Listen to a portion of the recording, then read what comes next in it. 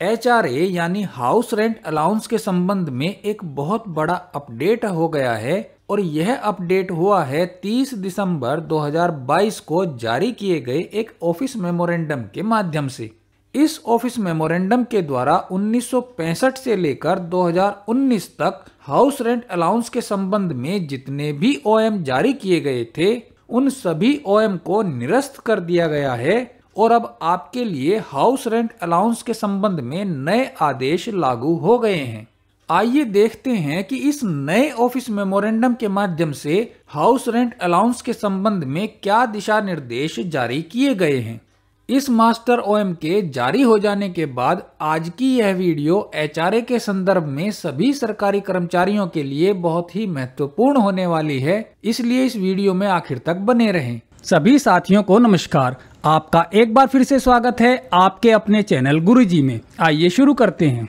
यह आपके सामने 30 दिसंबर 2022 को जारी किया गया ऑफिस मेमोरेंडम है जो भारत सरकार के वित्त मंत्रालय के अधीन डिपार्टमेंट ऑफ एक्सपेंडिचर के द्वारा जारी किया गया है। जैसा कि आप इसके सब्जेक्ट में देख रहे हैं, compendium of instructions regarding grant of house rent allowance to central government employees, यानी कि इस ऑफिस मेमोरेंडम के माध्यम से केंद्र सरकार के कर्मचारियों को मिलने वाले हाउस रेंट अलाउंस के संबंध में दिशा निर्देशों का सारांश जारी किया गया है। इस ऑफिस मेमोरेंडम में बताया गया है कि हाउस रेंट अलाउंस के संबंध में जितनी भी एग्जिस्टिंग इंस्ट्रक्शंस हैं उन सभी को रिव्यू किया गया है। उन सभी दिशा निर्देशों को कंसोलिडेट करके एक मास्टर OM जारी किया गया है। यहाँ पर सबसे पहले इस OM के कंटेंट्स दिए गए हैं। इसके पॉइंट A में दिया गया है स्कोप ऑफ एप्लीकेशन, यानी कि इस OM में जारी किए गए दिशा निर्देश किन किन कर्मचारियों के ऊपर लागू होंगे।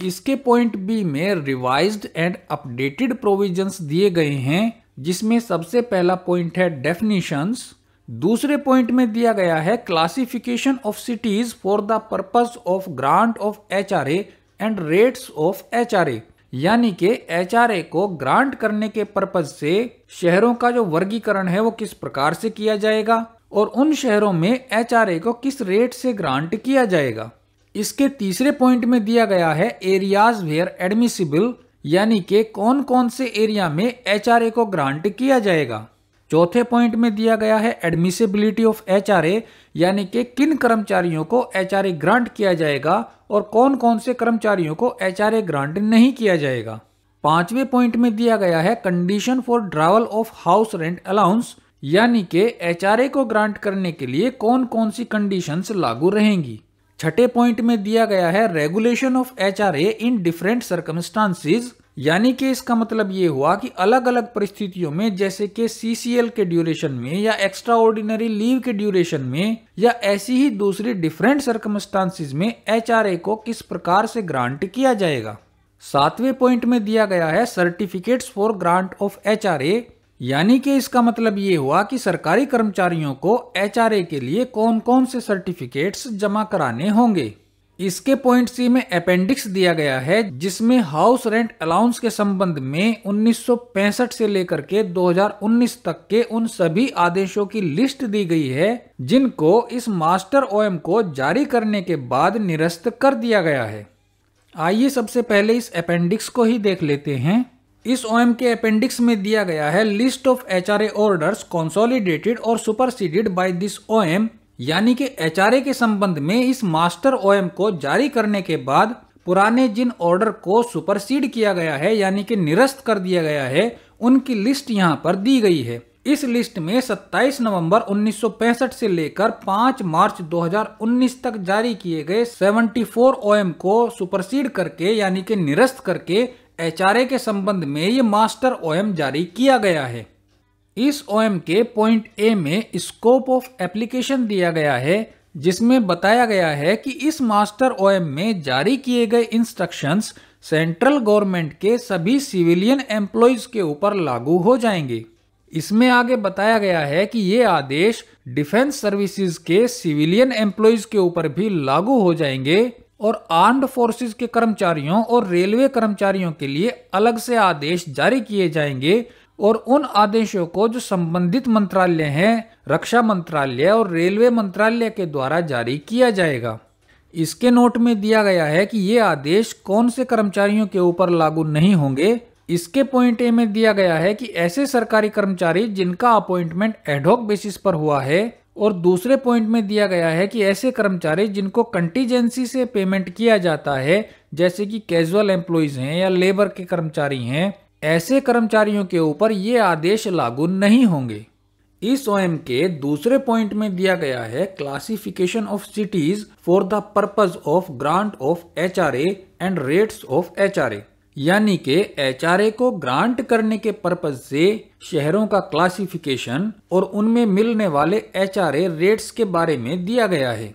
इस पॉइंट में दिया गया है कि सभी शहरों की 3 कैटेगरी बनाई गई हैं, एक्स, वाई और जेड। एक्स कैटेगरी में 50 लाख या इससे ज्यादा की आबादी वाले शहरों को रखा गया है। वाई कैटेगरी में 5 लाख से 50 लाख तक की आबादी वाले शहरों को रखा गया है और जेड कैटेगरी में 5 लाख से कम आबादी वाले शहरों को रखा गया है। इसमें दिया गया है कि 7th सीपीसी के लागू होने के बाद एक्स कैटेगरी के शहरों में बेसिक पे के 24% के बराबर एचआरए दिया जाएगा। वाई कैटेगरी के शहरों में बेसिक पे के 16% और जेड कैटेगरी के शहरों में बेसिक पे के 8% के बराबर एचआरए को दिया जाएगा। इसमें आगे बताया गया है कि जब डीए की रेट 25% को क्रॉस कर जाएगी तो एक्स कैटेगरी में बेसिक पे का 27%, वाई कैटेगरी में बेसिक पे का 18% और जेड कैटेगरी में बेसिक पे के 9% के बराबर एचआरए मिलने लगेगा।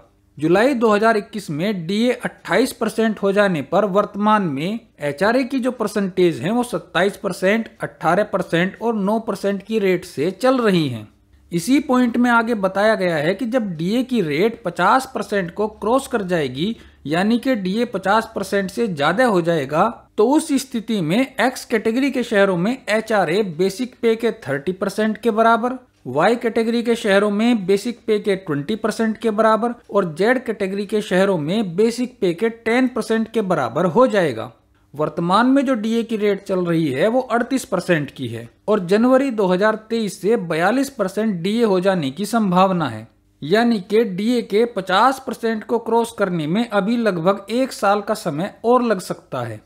इसके तीसरे पॉइंट में दिया गया है एरियाज वेयर एडमिसिबल, यानी कि एचआरए किस एरिया में किस प्रकार से ग्रांट किया जाएगा। इसके पहले पॉइंट में बताया गया है कि गवर्नमेंट सर्वेंट को प्लेस ऑफ ड्यूटी के आधार पर एचआरए ग्रांट किया जाएगा और एचआरए को ग्रांट करने में इस बात का कोई असर नहीं पड़ेगा कि गवर्नमेंट सर्वेंट अपनी ड्यूटी के प्लेस पर ही रह रहा है या उसके अलावा किसी दूसरी जगह पर। इसको हम इस प्रकार से समझ सकते हैं कि अगर किसी गवर्नमेंट सर्वेंट का ऑफिस एक्स कैटेगरी के शहर जैसे मान लीजिए दिल्ली में है और वो गवर्नमेंट सर्वेंट किसी वाई कैटेगरी के शहर मान लेते हैं कि गाजियाबाद में या मेरठ में या फरीदाबाद में रह रहा है, तो इस गवर्नमेंट सर्वेंट को उसकी ड्यूटी के प्लेस यानी कि दिल्ली की कैटेगरी जो कि एक्स कैटेगरी है उसके आधार पर एचआरए को ग्रांट किया जाएगा, न कि उसके प्लेस ऑफ रेजिडेंस जो कि वाई कैटेगरी में है उसके आधार पर। इसका जो चौथा पॉइंट है ये बड़ा ही इंपॉर्टेंट है। इस पॉइंट में दिया गया है कि अगर किसी गवर्नमेंट सर्वेंट का ऑफिस किसी क्वालिफाइड सिटी से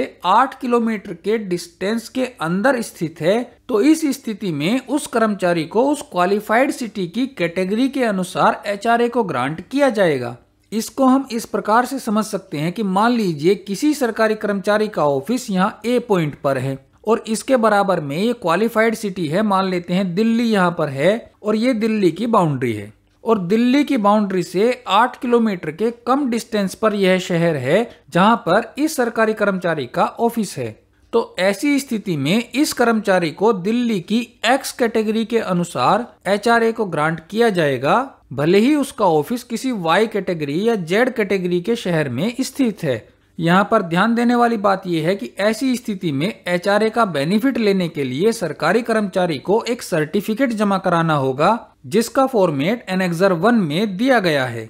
इस सर्टिफिकेट को उस एरिया के कलेक्टर या डिप्टी कमिश्नर द्वारा जारी किया जाएगा जिस एरिया में इस सरकारी कर्मचारी का कार्यालय स्थित है और यह सर्टिफिकेट 3 साल के लिए वैलिड रहेगा।